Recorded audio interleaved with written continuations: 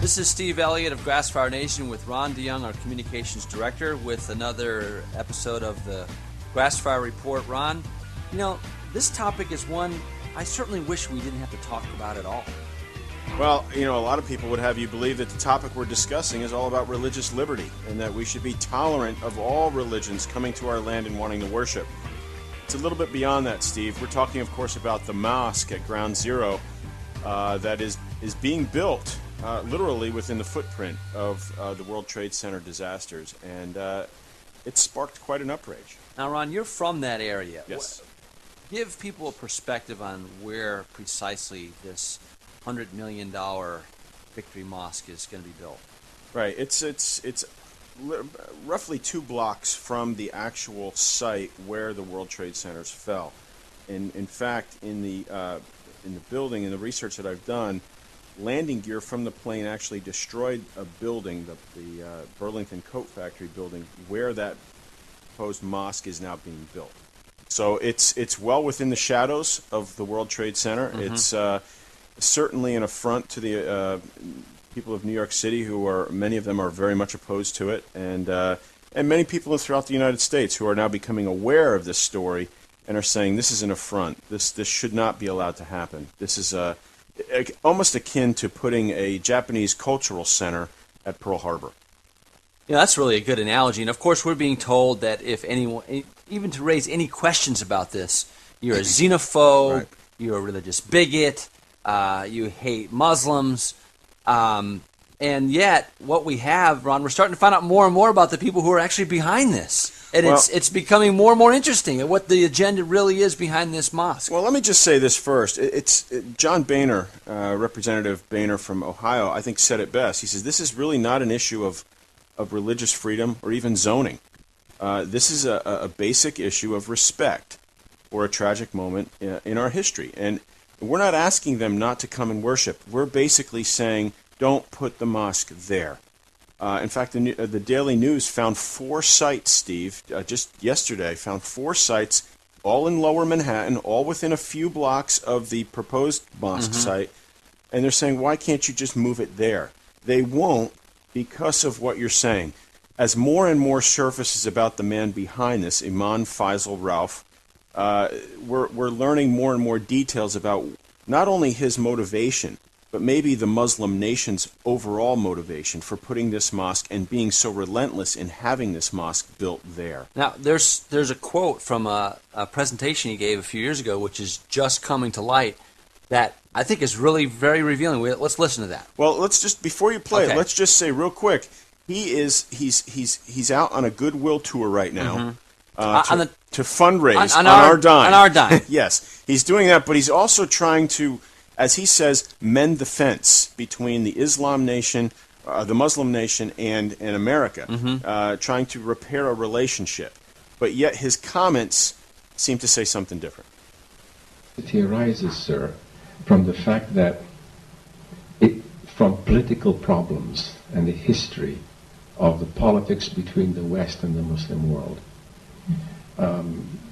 We tend to forget in the West that the United States has more Muslim blood on its hands than Al-Qaeda has on its hands of innocent non-Muslims.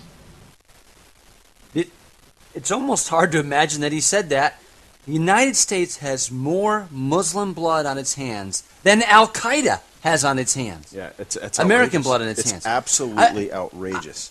I mean, this is the man who's really the key behind this whole plan to build this mosque.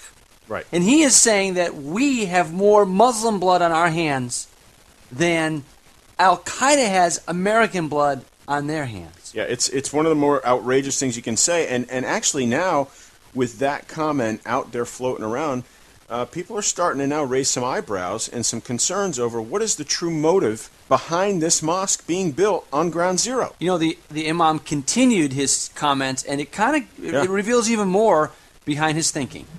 You may remember that the U.S.-led sanction against Iraq led to the death of over 500,000 Iraqi children. This has been documented by the United Nations.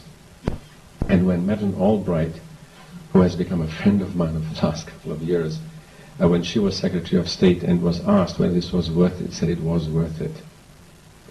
What complicates the discussion intra-Islamically is the fact that the West has not been cognizant and has not addressed the issues of its own contribution to much injustice in the Arab and Muslim world. It's a difficult subject to discuss with Western audiences, but it's one that must be pointed out and must be raised. You know, two things strike me from that portion of the quote.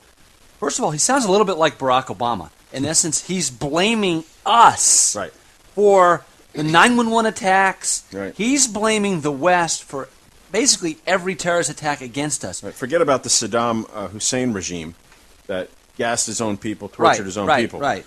He's basically saying that what we did caused ourselves to be attacked by Al Qaeda. Right. And then secondly, he makes the really important point, and this is a few years ago, that we have to educate the West. Ron, how are they going to educate the West? By Muslimizing America. Well, and by making a $100 million statement right at basically 2 blocks from right at the ground zero site. And look at this. Look at where the money trail is. The money trail is for this $100 million building project is coming from Saudi Arabia and other parts of the Middle East, the Arab nations. This is an eye-opener in and of itself. But let's look at it historically. Muslim nation has a history of building mosques on sites where they've achieved great victory. I am telling you, Steve, this is the motive behind this mosque. And even the name of this, what was going to be called the Cordoba House. Now they're trying to change it now, but the Cordoba House goes to ties back to a mosque built in Spain at a great site of victory for the Islamic world over the Western world. Well, yeah, look at Mecca, look at Jerusalem, look at Constantinople. These are all victory sites for Muslims where there are now grand mosques. This mosque in New York City will take that place. They will be right up there with those great mosques if we allow this thing to go unchallenged. This is the motive. This is what they're doing.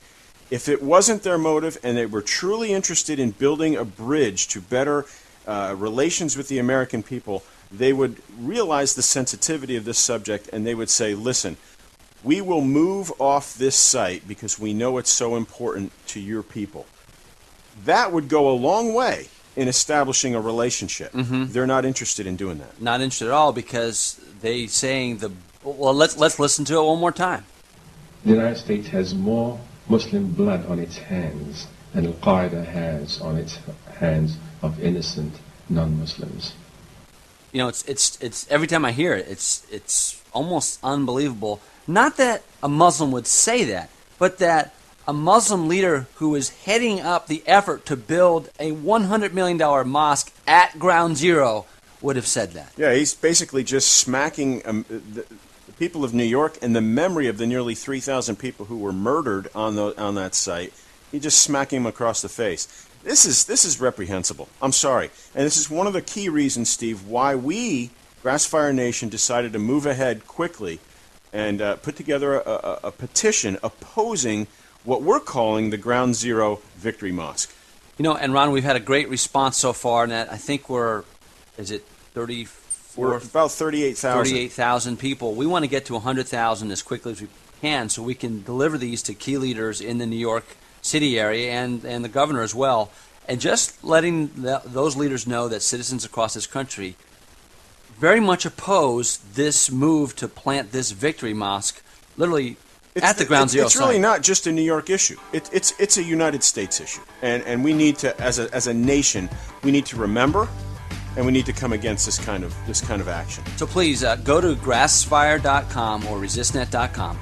And if you share this concern about this victory mosque, especially in light of these comments from the leader of the movement to build this mosque, who basically says that we have more blood on our hands than they have on their hands, go ahead and sign that petition, join with citizens across the country, and take a stand and let's say no to that victory mosque. This is Steve Elliott with Ron DeYoung.